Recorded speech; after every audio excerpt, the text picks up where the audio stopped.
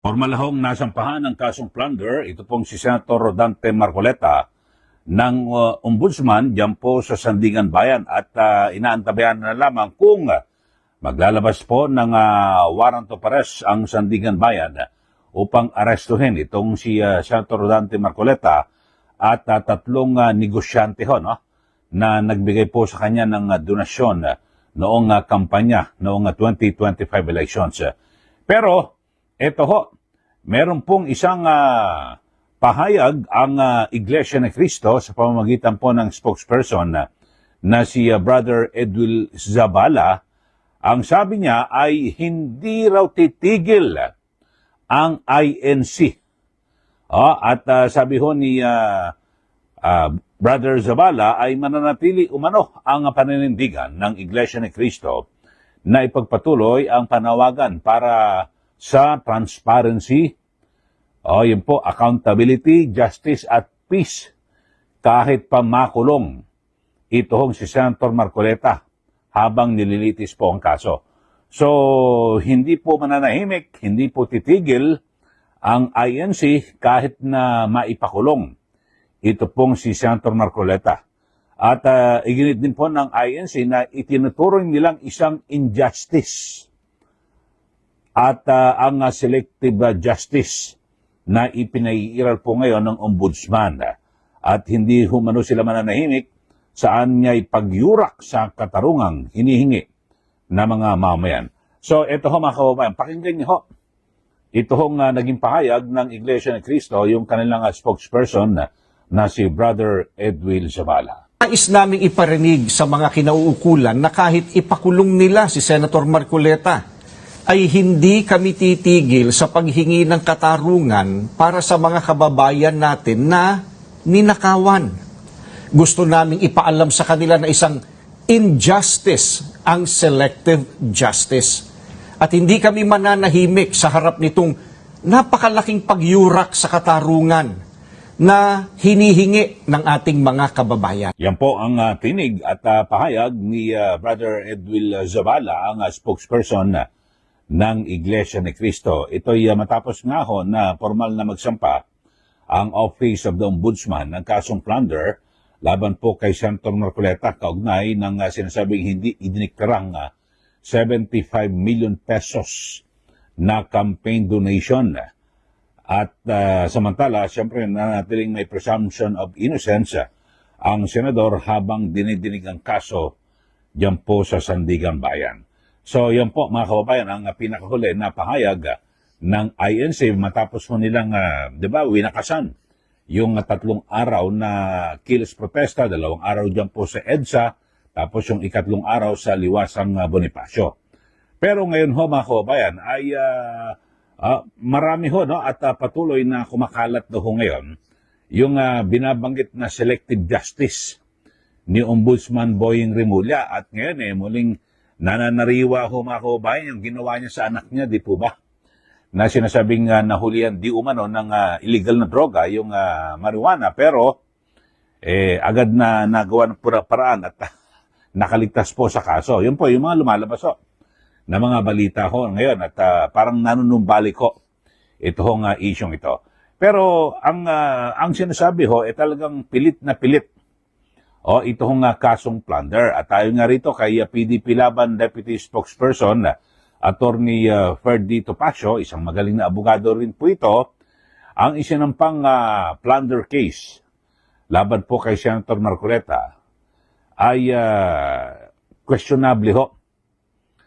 At sabi ho ni sa panayam ho ni Corina Sanchez Rojas sa programang On Point ng Billionaire News Channel, sinabi po ni Topacio na hindi umano akma ang kasong plunder sa issue at tila pinili lamang ito upang maging non-bailable ang kaso.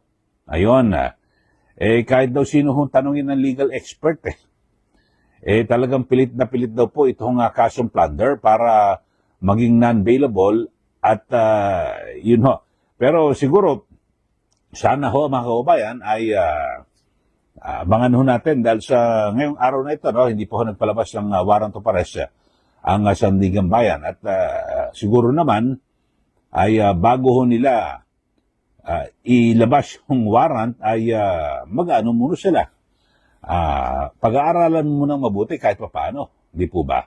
Ito hong yung kasong ito na isinampan ng ombudsman, hindi basta pagkatanggap matik na. Baka pwede naman siguro na tingnan muna ng mga maestrado o justice ng Sandigan Bayan kung meron bang basihan at para mapagpalabas agad ng warrant of arrest o hindi muna o pahayaan na makapagpiyansa ito pong si Senator Marcoleta. Kasi alam niyo, napaka-importante ho nito. Itong kasong ito, lalo na po sa bukod sa ombudsman sa Sandigan Bayan. Kasi maaaring masira rin po ang imahe ng Sandigan Bayan na parang lumilitaw na kayo po ay nagagamit ho sa panggigipit ng administrasyon. Kasi ganun po mangyayari.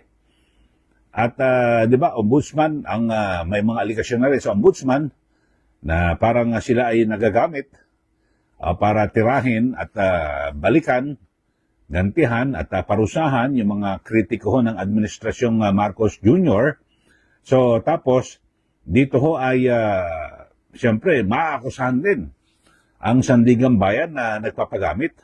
At sila po ay ginagamit para puksain at siyempre para patahimikin at ubusin ito pong mga yung mga kritik po ng administrasyon.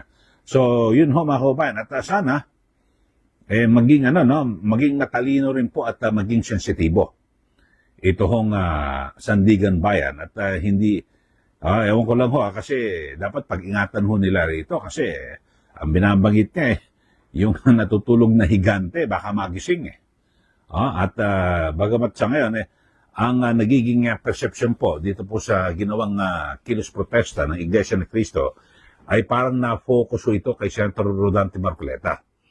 Pero ang alam niyo ho, yung pinakamatindi ho rito, parang ito lang ho ang nagsilbing, na parang yan po ang naging seremonya. Di po ba? At parang nag-isang data para ito, kasi kung ating lalawakan ho, mga kababayan, yung issue po, dito po sa kasong ito ni Senator Marcoleta, talaga namang ang dami na ho. April ho, nagsabi na ho si Ombudsman Boyeng Rimulya na sabi niya ay kakasuhan, ilalabas na raw po yung kanilang resulta ng investigasyon at kakasuhan na raw po ito pong si dating House Speaker Martin Romualdez at gayon din po itong si dating Senate President Chis Escudero, pero hindi po nangyari, hindi po ba? Ito siguro mainam ay balikan ho natin itong naunang pahayag ni Ombudsman Rimulya na kung saan ang sabi ho niya ay talagang seryosong inihahanda na po yung kasong plunder laban po kay dating Speaker Martin Romualdez at Chis Escudero. Ito, pakinggan natin muli mga kababayan, maikli lang ho ito at para muling sumariwa sa atin kasi ikinokonek natin yung mga nauna yung sinabi tapos yung ngayon ho yung kay Senator Marcoleta. Ito, panoorin nyo ho. Itong si Ombudsman Boyeng Rimulya, yung kanyang naunang press con ho ito, April pa ho ito, ngayon July na ho. Ito, panoorin po natin si Ombudsman Rimulya. In the same light, I'd like to say that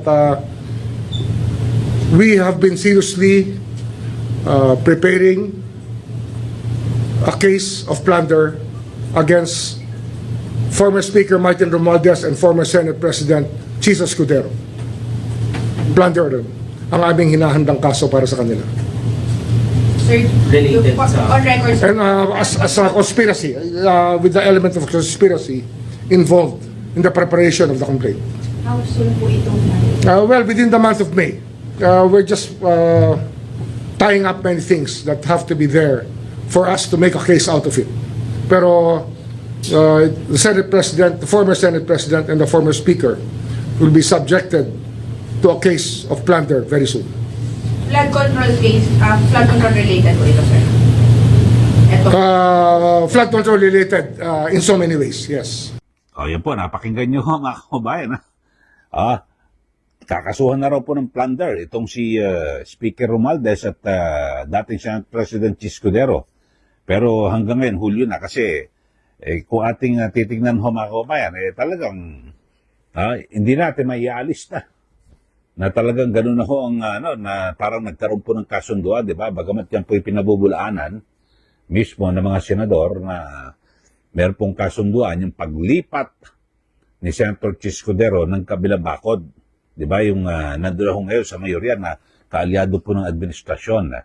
Yun ho, tapos sinundun ho niya ng Mayo 26 ay nagpa-press con din si Boying Rimulya. At na kung saan, ang binabanggit niya naman, ito kailan ba to? Yan May 26 to. Yan. May 26, hinog na. Hinog na raw po yung kaso ni Senator Joel Villanueva, May 26 yan. June 17, lumipat na ho. Ngayon, tapos biglang binabanggit ito. Bumalik ulit sa preliminary investigation dahil sa hindi raw po nila tinanggap yung kaso na inirekomenda po ng Department of Justice. Ako nagtataka lang ako Ang alam ko hindi dadaan Hindi dapat dumaan yung kaso ni Senator Joel Villanueva sa Department of Justice kasi official siya ng gobyerno Senador, ang sa DOJ lang humakabayan, yung mga sibilyan, yung mga private citizen, particular ba, tulad yung mga kontraktor, mga kababayan. Pero pag official ng gobyerno, ombudsman ewan ko na baka nalito na po ito si Ombudsman na Rimulya. Ang sabi nila, sila nag-iimbestiga. Di po ba? So nagkagulo-gulo na nagkasala-salabat na mga kababayan. Pero dito importante kasi ako binabanggit ko rito na talagang kung sa bagay, hindi naman natin maitatatwa na ito pong si Ombudsman Rimulya. Yung background niya talaga, iba, politiko ito At bukod sa pagiging politiko, yung relasyon po ng mga Rimulya dito po sa mga Marcos, talagang noon na ho po yan, sa mga tatay pa. Sa matandang Rimulya, yung ama ni na Boying Rimulya, John Vic, di ba? Si Governor Juanito. So, talagang yung sa matandang Marcos talagang iba yan. So, ngayon, talagang magkadikit pa rin mga kababayan. So, yun po magiging perception na talagang kung ngayon napakalakas ng Rimulya Brothers dito po sa Marcos Jr. Administration. Kaya naman, sa mga ganyan, di ba, kung inyo po matatandaan, yung mga perception din na parang ipinilit talaga na ito pong si Boying Rimulya ang maging ombudsman at sa kabila ng napakarami ng mga teknikalidad at pwedeng hindi siya makalusot pero nagawan po ng paraan. So, yun mga kababayan. At pero ako naman bilang isang mamamayan na nais natin na talagang dito po sa ating bansa ay umiiral yung tunay na hustisya para po sa lahat ng mga Pilipino. Ako, ang kinakatakot ko sana wag naman madamay din yung Sandigan Bayan. Yung Sandigan Bayan po sana ay wag ho kayo magpagamit. Tiyakin nyo mabuti na kung yung isinampang kasong plunder ng ombudsman, talagang tama ho ba ito? Maganda sa umpisa pala. Deadballin nyo na mga kababayan, di po ba, sa Sandigan Bayan, para wag na lumala. Kasi maaaring ito ang maging mitya pa rin ng mas malalang pagkakawatak-watak po ng mga Pilipino. Sa ngayon wala, divided talaga ang mga Pilipino. Kasi siyempre, yung mga taga-suporta ng mga Duterte, talagang solid daw yan, di mo na mababago Kahit anong paliwanag mo yan, mga kababayan, wala na hindi na papakinggan. Sa kabilang banda naman, yung mga loyalista ng mga Marcos at yung mga kakamping at dilawan, sumanib na rin doon, talagang hindi mo na rin mababago yung kanilang kapasyahan at posisyon sa isyu po ng politika. Kaya ang masabi natin, talagang grabe ang pagkakawatak-watak ng mga Pilipino sa kasalukuyan dahil lamang dito po sa politika. So, yun at siyempre kapag ganyan na hindi nagkakaroon po ng pagkakaisa ang mga Pilipino, saan tayo pupulutin? Hindi po ba? Mananatili na talagang mag-away-away pa rin hanggang sa sumabit po yung 2028 elections. Kasi doon, kapag may bagong halal na presidente, maring humupa na po yung tensyon at yung away ng mga Pilipino dito po sa issue po ng politika. Di po ba? Kasi ganun ho yun eh.